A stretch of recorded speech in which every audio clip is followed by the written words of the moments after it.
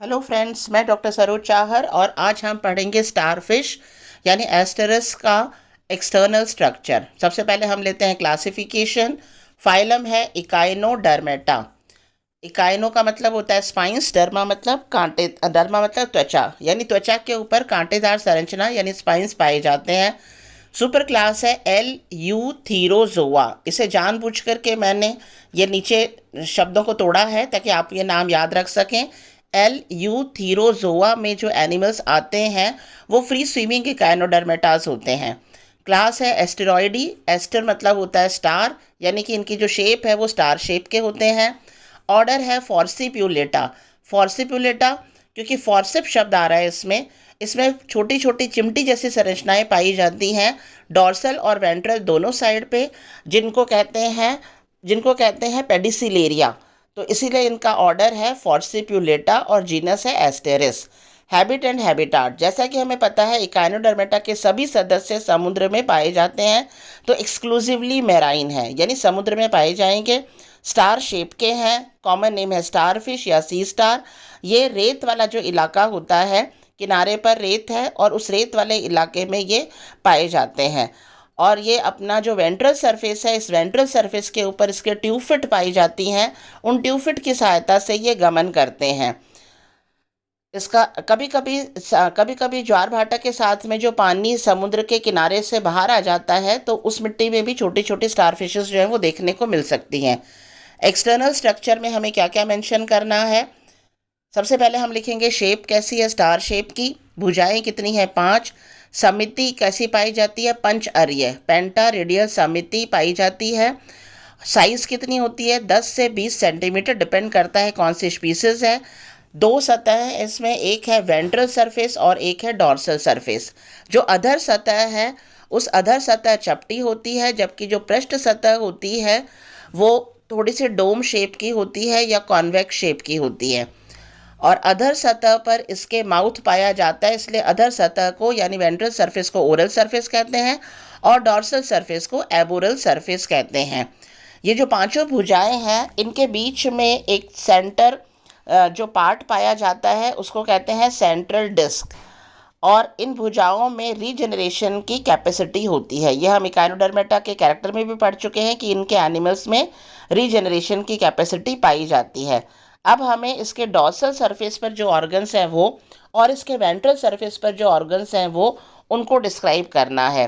तो हम dorsal surface, जिसको एबोरल सरफेस भी कहते हैं, जो डोम शेप का होता है, उसमें पाए जाने वाले ऑर्गन्स होते हैं मैड्रीपोराइट यानी प्ररंध्रक, पेडिसिलेरिया जो छोटी चिमटी के शेप के होते हैं, डर्मल ब्रैंकिया जिनके द्वारा यह श्वसन करता है, स्पाइंस जो दोनों तरफ पाए जाते हैं डॉर्सल और वेंट्रल सरफेस पर, और एनस भी इसके डॉर्सल सरफेस पर पाया जाता है। ये हम डॉर्सल सरफेस में ऑर्गन्स को डिस्क्राइब करेंगे। ओरल सरफेस यानी वेंट्रल सरफेस जो कि चपटा होता है, जो जमीन की तरफ होता है, तो टुवर्ड्स द अर्थ, इसमें जो ऑर्गन्स होते हैं वो है माउथ। और प्रत्येक जो भुजा है उसके बीचों बीच पाई जाती है एम्बुलेक्रल ग्रूव, विथी खांच। इस खांच के दोनों साइड में दो रोज में व्यवस्थित होते हैं ट्यूफिट। और प्रत्येक जो भुजा है उस भुजा के किनारे पर पाए जाते हैं टर्मिनल टेंटिकल, और इन किनारे पर ही नीचे की तरफ पाया जाता है आई स्पॉट। तो ये चीज़ें हमें मेंशन करनी है ओरल सरफेस में या वेंट्रल सरफेस में। तो हम स्टेप बाय स्टेप करके करते हैं। पहले हम लेते हैं डॉर्सल सरफेस के ऑर्गन्स, जिसमें पहले हम लेते हैं मैड्रीपोराइट यानी प्ररंध्रक। नाम से ही पता चल रहा है, एक बटन के जैसी संरचना होती है जिसके ऊपर छोटे छोटे छेद पाए जाते हैं। ये छेद जो है ये 250 के करीब छेद होते हैं। यहाँ आप डायग्राम देखें, ये स्टार फिश का एबोरल सरफेस बताया गया है और इसमें दो जो भुजाएं हैं इनको मिलाने वाली काल्पनिक रेखा, ये दो भुजाएं हो गई, एक और दो, और उनको मिलाने वाली जो काल्पनिक रेखा है, इस काल्पनिक रेखा पर सेंट्रल डिस्क में किनारे की साइड में पाया जाता है मैड्रीपोराइट। तो ये जो दो भुजाएं जिनकी काल्पनिक रेखा जो है इन पर जो मैड्रीपोराइट पाया जाता है, इन भुजाओं को कहेंगे बाइवियम।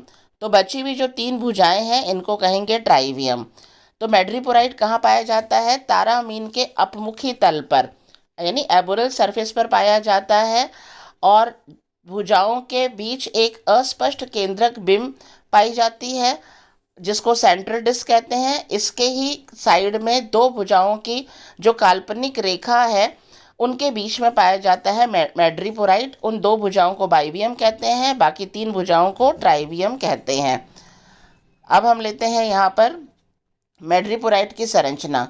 ये बटन शेप का होता है। इसमें numerous radial grooves are present, यानी उभार और गर्त पाई जाती हैं। ये अगर हम ऊपर से देखें तो इसके अंदर ये जो है 5 भागों में हम इसको बांटते हैं, 1 2 3 4, 1 2 3 4 5। और यहाँ पर रिजेस एंड ग्रूव्स यानी उभार है और खाँच है। तो यहाँ जो प्रत्येक जो नीचे जो खाँच बन रही है, इस खाँच में आप ये जो देख रहे हैं ये छोटे छोटे छेद हैं। तो इस तरह से रेडियली अरेंज्ड रोज़ हैं, रेडियली अरेंज्ड रोज़ हैं जिनमें छोटे छोटे छेद पाए जाते हैं जो लगभग 250 के करीब होते हैं। तो ये है इसका टॉप व्यू। ये इसका क्या है? टॉप व्यू है। बटन के जैसी संरचना होती है जहाँ से पानी अंदर प्रवेश करता है। अब आप यहाँ पर देखें, वही डायग्राम यहाँ बता रखा है। मैड्रीपोराइट का पोजीशन आपको पहले बताई दी। तो यहाँ पर जो है ये इसका रिजेस है। तो यहाँ पर हो गई खाँच, यहाँ पर है ये छोटे छोटे पोर्स। पोर्स जो है वो कंटिन्यू होते हैं पोर कैनाल्स में। किस में कंटिन्यू होते हैं? पोर कैनाल्स में। तो 250 छेद हैं तो 250 पोर कैनाल्स हो गई। पोर कैनाल्स में भी अंदर की तरफ क्या है? सिलियरी रोज हैं। सिलियरी रोज, इन सिलिया के मूवमेंट के कारण जल धारा नियमित बनी रहती है। ये पोर कैनाल्स जो है ये ओपन होते हैं कलेक्टिंग कैनाल में। कलेक्टिंग कैनाल ओपन होती है कप लाइक स्ट्रक्चर एम्पुला में। ये एम्पुला ओपन होती है स्टोन कैनाल में। स्टोन कैनाल नाम से ही पता चल रहा है, कैल्शियम डिपॉजिट होने के कारण इसकी जो वॉल है ये थोड़ी सी हार्ड हो जाती है, तो इसको कहते हैं स्टोन कैनाल। स्टोन कैनाल अंदर से वैसे तो खोखली है, लेकिन इसी की जो भित्ति है ये अंदर एक पार्टीशन लाइन बनाती है। और इस पार्टीशन लाइन के कारण ये जो ल्यूमेन है, अवकाशिका है, ये दो भागों में बट गई। एक भाग से पानी ऊपर जाता है और दूसरे भाग से पानी अंदर आता है। तो हमें किस किस चीज़ को यहाँ पानी अंदर आता है। अब हम लेते हैं स्टोन कैनाल किस में ओपन होती है। स्टोन कैनाल ओरल की साइड की तरफ जा कर के एक एक्साइल साइनस में ओपन हो रही है। ये एक्साइल साइनस है, इसमें ओपन हो रही है। ये एक्साइल साइनस के अंदर एक साइड में एक्साइल ग्लैंड पाई जाती है। एक्साइल ग्लैंड जो है ये एक तरह से एनिमल में हार्ट का काम करती है। और ये जो एक्साइल साइनस है ये फिर कंटिन्यू होता है, ओपन होता है रिंग कैनाल में towards the oral side, towards the oral side. तो इस तरह से यहाँ देखें, यही चीज़ यहाँ मेंशन कर रखी है। ये बटन शेप का होता है। Numerous radial grooves are present, अनेक खाँचें जो अरीय रूप से व्यवस्थित होती हैं। Grooves are lined by ciliated epithelium cells. इन खाँचों में कशाबी उपकला कोशिकाएं पाई जाती हैं और हर खाँच के पैंदे पर छिद्र पाए जाते हैं। Each pore open in a pore canal. Pores जो है वो पोर कैनाल में ओपन होते हैं। पोर कैनाल्स कलेक्टिंग कैनाल में ओपन होती है। कलेक्टिंग कैनाल एम्पुला में ओपन होती है। इसे हम रे डायग्राम से भी लिख सकते हैं। एम्पुला ओपन होती है स्टोन कैनाल में। स्टोन कैनाल ओपन होती है एक्साइल साइनस में। एक्साइल साइनस जो है ये रिंग कैनाल के द्वारा जो है ओरल सरफेस की साइड में जाकर के ओपन होता है। इस तरह से मैड्रीपोराइट का अगर हमें पूछा जाता है तो हमें ये सब कुछ इसमें लिखना है। अप्रॉक्सीमेट 250 छिद्र होते हैं और मैड्रीपोराइट एक छलनी की तरह कार्य करता है जहाँ से पानी एंटर होता है एनिमल में। अब हम लेते हैं पेडिसिलेरिया। पेडिसिलेरिया क्या बताया था आपको, जिसके कारण जो है छोटी चिमटी जैसी संरचना बनती है। ये दोनों तरफ पाए जाते हैं, ओरल और एबोरल साइड में। स्टॉक्ड ऑर्गन्स होते हैं, फॉर्सिप लाइक स्ट्रक्चर होता है। नीचे का भाग स्टॉक कहलाएगा और ऊपर के भाग पर ब्लेड पाई जाती हैं। 3 कैलकेरियस ब्लेड होती हैं। एक ब्लेड बेस में होती है और एक बेसल प्लेट होती है और 2 ब्लेड्स होती हैं। तो 3 कैलकेरियस प्लेट्स जो हैं वो पाई जाती हैं। दोनों वल्व के आमने सामने वाले सिरे दांतेदार होते हैं। यहाँ आप डायग्राम देखें तब आप ज़्यादा अच्छी तरह से समझ पाएंगे। यहाँ पर ये 2 प्रकार की पेडिसिलेरिया जो है वो बताई गई हैं। तो इसमें जो है ये स्ट्रेट टाइप है। तो ये 3 जो ब्लेड बताई थी कैलकेरियस ब्लेड, एक तो ये बेसल प्लेट है और 2 ये ब्लेड जैसी संरचना है वल्व। ये 3 कैलकेरियस प्लेट हो गई। और इसमें जो है ये बेसल प्लेट अब जो ब्लेड्स के साथ जुड़ी हुई हैं with the help of abductor muscle and adductor muscles. In abductor muscle और एडक्टर मसल की सहायता से एडक्टर मसल संख्या में 2 जोड़ी हैं। ऐड याद रखें, ऐड मतलब जोड़ना, तो ये 2 जोड़ी हैं, जबकि एबडक्टर मसल 1 पेयर है। एबडक्टर मसल 1 पेयर है, ये एबडक्टर मसल है और ये एडक्टर मसल है। तो ये जो है कितनी है, 2 जोड़ी एडक्टर मसल और 1 जोड़ी एबडक्टर मसल, जिनकी सहायता से ये जो ब्लेड जैसी संरचना है ये मूव करती है। और इनके किनारे पर क्या पाए जाते हैं, दंतुर पाए जाते हैं। ये आमने सामने जो पार्ट है इसमें दंतुर पाए जाते हैं।